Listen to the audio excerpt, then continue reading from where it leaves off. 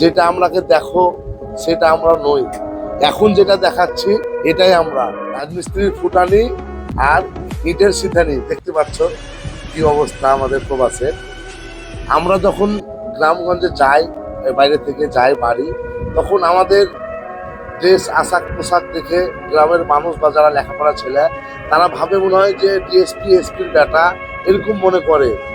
আর তারপরে তারা তখন রাজমিস্ত্রির কাজে আসতে চায়, যে মনে হয় খুব ভালো জায়গা, হেভি জায়গা, মানে বিশাল ইনকাম, বিশাল টাকা পয়সা হয়।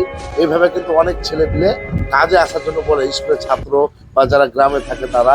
তো তাদেরকে বলবো, ভাইজান যেটা আমরাকে দেখো সেটা আমরা নই। এখন যেটা দেখাচ্ছি এটাই আমরা। আমরা নিজের হাতেই এভাবেই বিছান পারি, এভাবেই মশারি টাঙাই এবং এভাবেই থাকি। তার প্রমাণ এখানে দেখতে পাচ্ছেন যে সব মশারি টাঙায় ঘুমে আছে। যে ছেলেগুলো বাপের আদরের ছেলে, সেই ছেলেগুলো আজ প্রবাসে এই কষ্টে থাকে।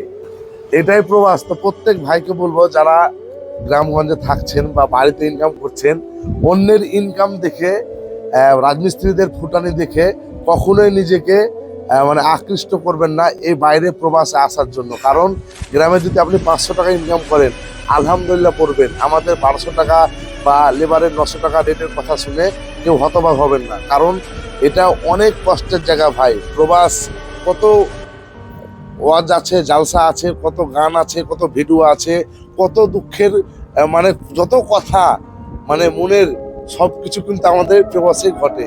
আর তার জলজান্ত প্রমাণ আমি আজকে দেখালাম।